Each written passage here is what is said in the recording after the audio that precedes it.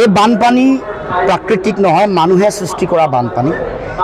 এই বানপানীৰ লগত কয়লাৰ অবৈধ খনন আৰু সৰবৰাহ, বালি শিল খনন আৰু সৰবৰাহ সিন্ডিকেট, মাটিৰ খনন আৰু চৰকাৰে নিজে কোৱা, চৰকাৰে কৈছে, চৰকাৰৰ তেওঁলোকৰ যিটো গভৰ্ণমেণ্টৰ ষ্টেট ফৰেষ্ট যিটো ৰিপৰ্ট আছে তাত কৈছে যে 2013ৰ পৰা 2023লৈকে 397.88 বৰ্গ কিলোমিটাৰ গছ নাগালেণ্ডত কাটি তহিলং কৰি দিয়া হৈছে। যি অঞ্চল অসমৰ সীমান্তত এই বিহুবৰ অঞ্চলত য'ত আগতে কেঁচাৰ মেচিন আছিলে 138টা। কোনটো পৰ্যায়ত মানে পাহাৰৰ ওপৰত কয়লা খনন বা শিল খনন, বালি এইবোৰ খননৰ লগত কেনেকৈ জড়িত হৈ আছিল এই কথা সকলোৱে জানে। আৰু এই গোটেই কথাটোৰ লগত, গোটেই কাণ্ডটোৰ লগত চৰকাৰ জড়িত, চৰকাৰী যন্ত্ৰ জড়িত নহ'লে কেনেকৈ? চৰকাৰৰ দায়িত্ব যে এই ধ্বংসলীলাৰ লগত জড়িত কোন সিন্ডিকেট চলাইছে এইটো ৰাজহুৱা কৰিব লাগে আৰু শাস্তি দিব লাগে। দ্বিতীয়তে সিন্ডিকেট যোনে চলাইছে তেওঁলোকৰো শাস্তি, সিন্ডিকেটৰ ধন লোৱা মানুহৰো শাস্তি, সকলোৱে সমানে সমানে শাস্তি হ'ব লাগিব। কোনোবা কোনোবা তালিকা আমাৰ লগত বহুত আছে, এনেকৈ গাই বাই থাকিলেতো নহ'ব। কওক না তালিকা, প্ৰত্যাহ্বান জনাইছোঁ।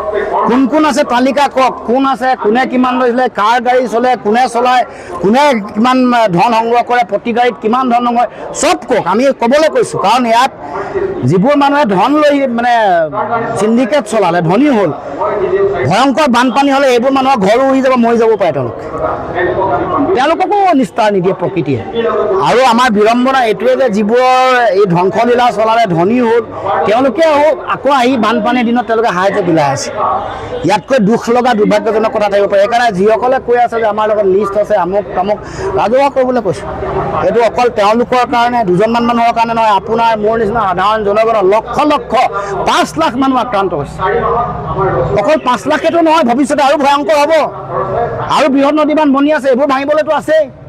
তেতিয়া 3 কোটি 3.5 কোটি মানুহৰ ভৱিষ্যতক লৈ খেলা নকৰিব। এতিয়া আৰম্ভণি, সকলো কথা ৰাইজক জনক জলজল পটপটকে আৰু ব্যৱস্থা গ্ৰহণ কৰক, আৰু পৰৱৰ্তী দিনৰ যাতে এই বানপানীৰ ভয়াৱহতা নাহে তাৰ কাৰণে প্ৰিকশ্যনেৰী মেজাৰ্ছ, আগতীয়াকৈ প্ৰতিষেধকমূলক যিটো ব্যৱস্থা ল'ব লাগে, আগতীয়াকৈ যিটো ব্যৱস্থা ল'ব লাগে, এই ব্যৱস্থা ল'বলৈ আমি চৰকাৰক আহ্বান কৰিম। অসমৰ কাষত চলি থকাবোৰ অবৈধ নাছিলে নেকি? কন্যাকলে নগা পাহাৰ নাযাব নাই, ইয়াতে আমাৰ অসমৰ ভিতৰত কৰি থকাবোৰ যিবোৰ এতিয়া কেঁচা মেচিন পাৰ কৰিলে এইবোৰ অবৈধ নাছিলে নেকি? কন্যাকলে কিয় গৈ আছে আপোনালোকে?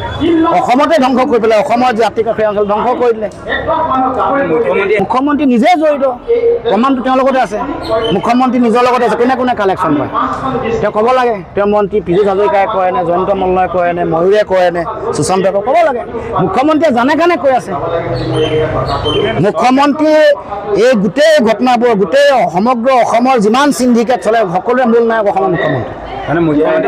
সিন্ডিকেটৰ মূল নায়ক, মহানায়ক হৈ গ'ল অসমৰ মুখ্যমন্ত্ৰী।